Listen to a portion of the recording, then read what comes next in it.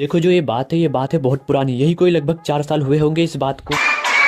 साल 2021 तब के समय में 12th क्लास में था और तब मेरी जिंदगी कोई आम जिंदगी नहीं थी, क्योंकि तब तक मेरी लाइफ एक सास बहू का सीरियल बन चुकी, जिसमें रोज डेली एक क्लाइमेक्स होगा और रोज डेली एक सस्पेंस आएगा। लेकिन कुछ भी कहो, जिंदगी के असली मजे मैं ही ले रहा था। लेकिन मजे मजे में मैंने जो अपनी लाइफ में स्ट्रगल देखा था ना, शायद वो अब मैं कभी ना देख पाऊं। लेकिन फिर भी तब तक मेरी जिंदगी सिनेमा बन चुकी। बेंचो ऐसा लगता था किसी ने 24 घंटे की एक मूवी को लूप पे लगा दिया। वही रोज का सुबह 6 बजे उठो, नहाओ, खाओ, पियो और सुबह 8 बजे स्कूल जाओ। और स्कूल में घुसते ही भोसड़ी के लड़ने लग जाते थे। रोज लड़ाई सिर्फ इस बात के लिए होती थी कि आगे कौन बैठेगा, और इस पूरी लड़ाई में तुम्हारा भाई सिर्फ लड़ाई को एंजॉय करने का काम करता था। मैं एक ऐसा बंदा था जिसको कि लड़ भी फर्क नहीं पड़ता कि स्कूल में क्या हो रहा है। कोई आगे बैठने के लिए लड़ रहा है तो लड़ो, क्लास में कोई कांड हो जाए तो हो जाने दो, सब आपस में लड़ाई कर रहे हैं तो लड़ने दो। मतलब तुम्हारे भाई को लौड़ा भी फर्क नहीं पड़ता था कि क्लास में क्या हो रहा है, क्योंकि बिग बेंचर जो ठहरे, क्योंकि हमारे आगे जो बैठते थे उसमें एक रो में लड़कियां बैठती थी और एक रो में लड़के। कभी कभी तो लड़का लड़की में लड़ाई होती थी और कभी कभी तो लड़की लड़की में। लेकिन देखो सारी दुनियादारी एक तरफ, लेकिन जो ये लड़ाई थी ना, ये लड़ाई अटल सत्य, और जो ये लड़ाई है ना, ये लड़ाई रोज डेली होती। अब देखो ये सब होने के बावजूद मैं क्लास का एक लौता ऐसा लड़का था जो लास्ट में बैठने के बावजूद आगे वालों से ज्यादा नंबर लाता था। और इसी के साथ साथ मेरे दोस्त और मैं, हम लोग पूरे स्कूल में फेमस थे। पढ़ाई के लिए नहीं, हमारी हरकतों। जब भी स्कूल में कोई जूनियर आता था या आती थी तो रिवाज था कि सबसे पहले उनको हमारी स्टोरी सुनाई जाए, क्योंकि जो कांड हमने किए थे ना, उन कांडों को करने के लिए जेम्स बॉन्ड का दिमाग चाहिए। क्योंकि बिना सबूत छोड़े जितनी तगड़ी प्लानिंग हम लोग करते थे ना, उतनी तगड़ी प्लानिंग आज तक कोई नहीं कर पाया। और हमारे उन्हीं कांड में से 2 कांड तुम्हें मैं आज सुनाता हूं। लेकिन तुमसे एक रिक्वेस्ट है कि प्लीज इसको रियल लाइफ में ट्राई करने की कोशिश मत करना, वरना स्कूल वालों के द्वारा तुम्हारी आंट और गांड दोनों काट दी जाएगी। ये बात तब की है जब दिवाली की छुट्टी को मात्र 2 दिन बचे थे और हमारे पास मात्र 2 दिन का टाइम था। कुछ तूफानी करना है तो कुछ ना कुछ तो प्लान करना ही होगा, क्योंकि हमारी स्कूल ऐसी स्कूल थी जहाँ पर दिवाली की छुट्टी 7 दिन की मिलाकर, और अगर बीच में शनिवार संडे आ जाता है तो वो छुट्टी 10 दिन की हो जाएगी। और इसी बीच हमारे क्लास के जो बंदे थे उन्होंने प्लान बनाया कि चलो भाई क्यों ना कुछ तूफानी किया। और फिर इन भाइयों को चुलमची कि हम लोग स्कूल में जाकर के पटाखे फोड़ेंगे। लेकिन पटाखों को स्कूल के अंदर ले जाना भी पॉसिबल नहीं था और उनको फोड़ना तो और भी पॉसिबल नहीं था। और इस इम्पॉसिबल को पॉसिबल करने के लिए तुम्हारे भाई को स्पेशली घर से उठा के स्कूल लाया गया था। बकायदा भोसड़ी वाले कार लेकर गए थे और खिलाते पिलाते हुए स्कूल लेके आए थे। मैं मानो इंसान ना हुआ, जेम्स बॉन्ड हो गया था मैं उस समय का। तो ये सब चल ही रहा था कि तुम्हारे भाई को एक घोपचे में जाकर बैठा दिया कि जा भाई वहाँ पे बैठ और आराम से सोच कि अब तू क्या कर सकते। ऐसी कोई तरकीब निकाल के जिससे हम स्कूल के अंदर पटाखे फोड़ सकते हैं। तो पहली ये प्रॉब्लम थी कि स्कूल के अंदर आखिर पटाखे आएंगे कैसे। उसके बाद तुम्हारे भाई ने एक बहुत तगड़ा प्लान बनाया। उसके बाद हुआ ऐसा कि हमने हमारे ग्रुप के 3 बंदों को एक काम सौंपा कि तुम्हें आज रात 12 बजे स्कूल की छत पे पटाखे फेंकने। लेकिन उनको फेंकने का ये एक तगड़ा स्टाइल था। उनमें से बहुत सारे लोगों को ये पता होगा कि लड़ क्या होती है। लड़ जो लोग इंदौर में रहते हैं वो लोग जानते हो, वो कुछ इस तरह की होती है जो तुमको स्क्रीन में दिख रही है। जो ये लड़ थी ना, इसका एक हिस्सा हमने धागे से बांधा, धागे का दूसरा हिस्सा हमने पत्थर से बांध दिया, और जो पत्थर था उस पत्थर को हमने स्कूल की छत पे फेंक दिया। अब इंतजार था सुबह होने का, और इंतजार करते करते सुबह भी हो गई। अब सुबह सुबह दिक्कत ये थी कि ऊपर जाकर उस धागे को खींचेगा कौन। तो उसके लिए हम राइट टाइम का इंतजार कर रहे थे, क्योंकि हमें पता था कि जब लंच होता है तब सब लोग नीचे चले आते हैं और ऊपर कोई नहीं होता। तब हम धागे को नीचे से खींचकर जो लड़ नीचे बिखरी हुई पड़ी थी उसको ऊपर ला सकते हैं। और जैसा हम लोग चाह रहे थे वैसा हुआ भी। वैसे अगर देखा जाए तो हमारी किस्मत हमेशा गधे के लड़ से लिखी हुई होती है, लेकिन शायद उस दिन गधा दिवाली की प्लानिंग कर रहा था, इसीलिए हमारा सारा काम बहुत इजीली हो गया। लेकिन देखो मेन मुसीबत अब यहाँ पे थी कि पटाखों को जलाया कैसे जाए। अगर हम जलाने जाएंगे तो 5 से 10 सेकंड में ऑटोमेटिक फट जाएगा, और स्कूल की रूफ से क्लास तक आने में हमको कम से कम 2 से 3 मिनट चाहिए। फिर क्या था, तुम्हारा भाई घर से अगरबत्ती लेकर आया था। अगरबत्ती समझते हो ना, ऐसी होती है अगरबत्ती, और उस अगरबत्ती को ले जाकर के हमने दीवालों की दरारों के बीच में अटका दिया। मतलब जो लकड़ी होती है उसको हमने दीवार में अटका दिया, और जो काला वाला हिस्सा होता है जलने वाला उसको हमने बाहर कर दिया। और जो अगरबत्ती का एंड था उसमें जो पटाखे की जो सुतली थी उसको ले जाकर के हमने बांध दिया, और फिर हमने अगरबत्ती के मुंह पर आग लगाकर उसको छोड़ दिया। और ये एक तरह से अब एक टाइम बॉम्ब बन चुका था, और अब हमें 2-3 मिनट नहीं पूरे 15 मिनट मिले थे ऊपर से नीचे आने के लिए। हम बाकायदा रूफटॉप से नीचे भी आ गए, क्लास में भी बैठ गए, टीचर भी आ गए, और हमारा लंच भी खत्म हो गया। और वो लेक्चर था हमारा फिजिक्स का, और हमारी फिजिक्स वाली टीचर हमको पढ़ा ही रही होती है कि एकाएक पटाखे फूटना चालू हो जाता, और वो थोड़े बहुत नहीं पूरे 10,000 पटाखों की एक पूरी लड़ थी। और उस भयंकर आतिशबाजी ने पूरे स्कूल को हिला करके रख दिया। सभी टीचर अपने काम को छोड़कर क्लास से बाहर आ गए थे, लेकिन जो टीचर हमें पढ़ाने आ रहे थे उनको कहीं ना कहीं ये बात पता थी कि ये काम यही लोग कर सकते। लेकिन जिस समय ये पटाखे फूटने की घटना, उस समय तो हम क्लास में ही बैठे थे, तो किसी के पास कोई प्रूफ भी नहीं था और बोलने का मौका भी नहीं था कि हमारे ऊपर कोई ब्लेम डाला जा सके। और जो हमारी क्लास थी वो भी हमारा बहुत सपोर्ट करती थी। सबने मना कर दिया, बोले यार ये तो हमारे साथ थे लंच में, ये तो फोड़ ही नहीं सकते पटाखे। लेकिन जो हमारे कंप्यूटर वाले सर थे उनको पूरा डाउट था कि ये काम मेरा ही किया हुआ है। और हमारे मैथ्स वाले सर कुछ ज्यादा ही फ्रेंडली थे मुझसे, आते थे चुपके से पूछते थे कि भाई चुपचाप बता दे किसने किया ये। और उनका इंटरेस्ट इसमें नहीं था कि ये काम किसने किया, उनका इंटरेस्ट इसमें था कि आखिर ये काम किया तो किया कैसे। और हमेशा की तरह हम सर को बैठाते थे और पूरी स्टोरी सुनाते थे, जैसे मैं अभी तुम्हें सुना रहा हूँ। लेकिन स्कूल का जो मैनेजमेंट था वो हमको हमेशा माफ किया करता, क्योंकि हमारी कभी भी कोई शैतानियां हुआ करती थी तो उससे कभी भी किसी को कोई नुकसान नहीं पहुंचता। और ऐसा भी नहीं था कि हम लोग पढ़ने में बहुत कमजोर थे, हम हर काम को सही समय आने पर करते थे और पूरी प्लानिंग के साथ करते। और अब ये सब प्रोग्राम खत्म हुआ ही था कि हमारी छुट्टियां लग जाती है, और एक स्टूडेंट की जिंदगी में गर्लफ्रेंड से ज्यादा इंपॉर्टेंट हॉलीडेज होते हैं। और हमारे जो हॉलीडेज थे वो हमारे मामा के घर भी थे, क्योंकि मेरे जो मामा थे वो हमारे घर से करीबन 10 किलोमीटर दूर रहे। 10 भी बहुत ज्यादा बोल दिया मैंने, करीबन 5 किलोमीटर रहा होगा। मतलब कि मैं और मेरा छोटा भाई घूमते फिरते बातचीत करते लोगों से मिलते मिलाते हम लोग मामा के घर पहुंच जाते। और अगर तुम डिस्टेंस से देखो तो मेरे घर से मेरे मामा के घर पे जाने में लगभग 10 मिनट का रास्ता पड़ता है और मैक्स टू मैक्स 15 मिनट मान के चलो 15 मिनट लगेंगे तुम्हें मेरे घर से मेरे मामा के घर पे जाने में। लेकिन हम दोनों भाइयों को जाने में कम से कम 2 घंटे लगते, क्योंकि हम लोग जाते थे तो हम लोगों को रास्ते में एक मंदिर पड़ता है, तो पहले हम लोग वहाँ पे रुकते हैं, दोस्तों से मिलते हैं, पुजारी से मिलते हैं, बाकी लोगों के मजे लेते हैं और फिर वहाँ से हम लोग जाते हैं। क्योंकि हम लोग उनके लाडले थे तो प्रसाद हम लोगों को थोड़ा ज्यादा मिलता था, मतलब कि फल फ्रूट जो भी होते थे हम लोगों को थोड़ा एक्स्ट्रा देते थे वो लोग। और फिर ये सब क्लियर होने के बाद हम थोड़ा और आगे बढ़ते थे तो आगे बगीचे आते थे और बगीचों में थोड़ा बहुत टाइम स्पेंड कर कुरा कर, क्योंकि वहाँ भी खाएंगे नहीं तो मजा नहीं आएगा। मतलब कि हम लोग घर से खाली पेट निकलते थे और वहाँ पे रास्ते में जाकर के हम लोग अपना पेट भरते थे, लेकिन वो चीजें हम लोग खरीद कर भी खा सकते, लेकिन जो मजा ये सब कर खाने में है ना वो मजा किसी चीज में। तो मैं, मेरा छोटा भाई, हमारे कुछ दोस्त हम लोग मिलकर यही सब कुछ किया करते थे और हमें वहाँ पर कोई मना भी नहीं करता था, क्योंकि वहाँ पर इतनी ज्यादा अमाउंट में चीजें थी कि अगर हम 1-2 तोड़ भी लेंगे तो वहाँ पर उनको कोई इतना फर्क नहीं पड़ेगा। यूँ कह लो कि इंदौर एक ऐसी सिटी है जहाँ पर आपने अगर फल तोड़े कुछ भी किया तो वो कुछ नहीं करेगा, मतलब कि फल तोड़ना मना नहीं, लेकिन अगर आपने वहाँ पर गंदगी की तो आपको बहुत डांट सुनने को। तो हम लोगों ने चुपचाप 4-5 फल तोड़े, अपना काम किया और वहाँ से निकल लिए और फिर जैसे तैसे घूमते फिरते हुए आराम से मजे करते हुए हम लोग अपने मामा के घर पहुंच गए। और हमारे जो मामा के घर है वो एक ऐसी जगह पर जहाँ पर जंगल ही जंगल है, मतलब बहुत ज्यादा हरियाली है वहाँ पर। कहने को तो वो एक रेसिडेंशियल एरिया है, मतलब कि ऐसा एरिया जहाँ पर सारे बड़े बड़े अधिकारी, मतलब कि गवर्नमेंट ऑफिशियल्स रहते हैं, मतलब ऐसा एरिया जहाँ पर सारे बड़े बड़े अधिकारी, कमिश्नर, कलेक्टर सब वहीं पर रहते हैं, मतलब कि जो इंदौर के सारे टॉप गवर्नमेंट ऑफिशियल्स है वो सारे आपको वहीं पर देखने को मिले। लेकिन उनका जो एरिया था ना वो इतना घना एरिया था कि मतलब कि जंगल ही कह लो उसे एक तरह से। और साथ में वहाँ पर हम लोगों को खेलने के लिए ग्राउंड भी था, तो फिर क्या हम लोगों को ग्राउंड मिल गया खेलने के लिए और क्या चाहिए। और जब हम लोग 18 साल के थे, मतलब कि 12 में थे, उस समय क्रिकेट का बहुत ज्यादा क्रेज था, मतलब कि इतना क्रेज था कि लोग खाना पीना छोड़ करके क्रिकेट खेलते थे। और आज 2 साल हो गए और 2 साल से मैंने एक बार भी क्रिकेट नहीं खेला, और यही कारण है कि रियल लाइफ गेमिंग तुम्हारी ऑनलाइन गेमिंग से कहीं गुना ज्यादा अच्छी है। और क्रिकेट के बहाने थोड़ा बहुत अपनी क्रश को भी देख लिया करते थे। अब दिवाली थी तो हम लोगों को थोड़ी शॉपिंग भी करनी थी। अब लड़कों की शॉपिंग वही होती है पटाखों वाली, क्योंकि जब हम लोग छोटे थे तो पटाखे बहुत लिया करते थे। तब मुझे घर से मिले थे 500 रुपए और सेम उतना ही अमाउंट मेरे मामा के लड़के को भी मिला था और मेरे छोटे भाई को। और हमारे घर से यही कोई 20 या 30 किलोमीटर पड़ता है। राऊ राऊ एक ऐसी जगह है जहाँ पर आपको मतलब कि सबसे सस्ते पटाखे मिल जाते हैं और वहाँ हम जाके पटाखे लेते हैं, क्योंकि ऐसा कहा जाता है और लोग कहते हैं कि वहाँ से बेस्ट पटाखे आपको पूरे इंडिया में कहीं नहीं मिलेंगे, चाहे आप बात कर लो रेट की या बात कर लो क्वालिटी की। तो यही कोई शाम के 7 बज रहे होंगे और हम लोग घर से निकलते हैं पटाखे लेने के, तो यही 9:30 या 10 बज रहे होंगे तब हम लोग घर वापस आ जाते हैं, क्योंकि घर वालों ने हमारी एक टाइम लिमिट सेट कर रखी थी कि तुम्हें ठीक 11 बजे से पहले घर के दरवाजे पे आके खड़ा होना है। और सेम हमने वैसा किया भी, हम लोगों ने ठीक 10:30 बजे घर के सामने आके गाड़ी खड़ी कर दी और आते ही पहला काम यही था कि चलो भाई देखते हैं कि हमने क्या कुछ कितनी चीजें आज खरीदी, और साथ में थोड़ी माइक टेस्टिंग भी कर ली जाए कि थोड़ा देख लिया जाए कि कौन सा बम कितनी आवाज करता है। और तब के टाइम में मार्केट में एक अफवाह थी कि जो चिड़िया बम होता है इसको फोड़ने पर चिड़िया की आवाज निकल, लेकिन जब हमने पटाखे फोड़कर देखे तो ऐसा कुछ हुआ ही नहीं, मतलब कि कुछ भी नहीं हुआ, नॉर्मल से आवाज आई और बस खत्म। और ये सब प्रोग्राम हो ही रहा था कि फिर लड़ाई झगड़े चालू हो गए बच्चों, क्योंकि यहाँ पर 2-3 बच्चे बोल रहे थे कि हम लोगों को मूवी देखनी, नाटक देखनी है, और कुछ लोग बोल रहे थे कि हम लोगों को सास बहू का सीरियल देखना है। और देखो ये जो लड़ाई होती है ना, ये लड़ाई वर्ल्ड वॉर 2 से कम नहीं है। रिमोट का जो स्ट्रगल होता था ना, बेचारा रिमोट भी सोचता होगा भाई कहाँ आ गया मैं, किन हाथों में आके फंस गया मैं। मतलब यूँ कह लो कि दिन में क्रिकेट की बॉल फेंकते थे और रात में रिमोट। एवरी मंथ घर में कम से कम 5 से 6 रिमोट आते थे हमारे। अब यही कोई प्रोग्राम खत्म हुआ होगा और यही कोई बजी होगी रात के 12:30। अब यही कोई मेरे मामा के घर से 500 मीटर की दूरी पर कोई पुल पड़ता है पुराना वाला, अब उस पुल को तोड़वा दिया गया, अब वो पुल नहीं है, वो पुल एग्जिस्ट नहीं करता। लेकिन बहुत सारे लोगों का ये कहना था कि इस पुल में पास्ट में बहुत सारे लोगों का मर्डर्स हुआ और वहीं पर पास में एक बेर का पेड़ भी था, और कॉलोनी वालों की कंप्लेंट भी थी कि हमने यहाँ पर बहुत सारी मिस्टीरियस चीजें फील की है। तो ये जो कहानी मेरे मामा का लड़का सुना ही रहा था कि सब लोग बोले कि चलो भाई सो जाओ, सुबह उठते। तो जब हम लोग सुबह सोकर उठे तो हमारे दिमाग में एक ही बात चल रही थी कि क्या यहाँ पर सच में भूत होते हैं, और हमारी क्यूरियोसिटी इतनी बढ़ चुकी थी कि हम लोग ने प्लानिंग कर ली थी कि आज रात हमें कुछ भी करके भूत देखना। और ये बात है दिवाली के एक दिन पहले कॉलोनी के कुछ लड़के और हम लोगों ने दोपहर में बैठकर ये प्लान बनाया था कि आज रात हम लोग कुछ तूफानी करके रहे, और घर वालों को भी बोल देते कि हम लोग थोड़ा बाहर जाएंगे आज। तो घर वालों ने मना नहीं किया क्योंकि बहुत सारे लोग थे हम लोग साथ, और हम लोग लगभग रहे होंगे कम से कम 5 लोग। और मेरे मामा के घर के सामने जो बाउंड्री वॉल थी उसको क्रॉस करते ही आपको वो पुल दिख जाएगा। और फिर क्या था, पुल के सामने जो खाली घर पड़ा हुआ था वहाँ पर जाकर हम बैठ गए और इंतजार करने लगे, आखिर देखते हैं यहाँ पर होता क्या है, आखिर ऐसा क्या होता है यहाँ पर जो इतना इतना डर है। लेकिन वहाँ पर जो होता है ना वो मेरी लाइफ का सबसे भयंकर इंसिडेंट, वो इंसिडेंट इतना भयंकर था ना कि उसके बारे में मैं अगर आज भी सोचता हूँ तो मेरे रोंगटे खड़े हो जाते। और वहाँ पे जो 4 लोंडे मेरे साथ आए थे ना, उनमें से एक लोंडे को तो हॉस्पिटल में एडमिट करना पड़ गया था रात के 2 बजे लेकर गए थे हॉस्पिटल हम उसको। अब ये जो स्टोरी इसका सेकंड पार्ट अगले मंडे को देखने को मिलेगा। और अगर तुम चाहते हो कि स्टोरी वाला जो सेगमेंट है इसको मैं जारी रखूं, थोड़ा विजुअल इफेक्ट, थोड़ा बैकग्राउंड नॉइस, मतलब कि तुम्हें फील आए थोड़ा भुट्टा टाइप को, तो बता देना, जैसा मांगोगे वैसा मिलेगा। कमेंट बहुत जरूरी है, तुम्हारा कमेंट मतलब करके जा, क्या मैं इस वीडियो को कंटिन्यू करूँ या फिर क्या आगे मैं और कहानी तुम्हें सुनाऊं, या फिर जो भी तुमको लगे मतलब कमेंट में बता। तुम्हें वीडियो कैसी लगी, और हाँ वीडियो को लाइक जरूर कर देना, रीच के लिए बहुत जरूर। और साथ में तुम्हें मिल जाएगा मेरे डिस्क्रिप्शन में इंस्टाग्राम का लिंक, तो जाओ उसे फॉलो करो, तुम भी खुश हम भी खुश, क्योंकि इंस्टाग्राम पर तुम मुझे टेक करके अच्छे सजेशन दे सकते हो, तुम्हारे सजेशन में सुनूंगा भी और अप्लाई भी करूँ।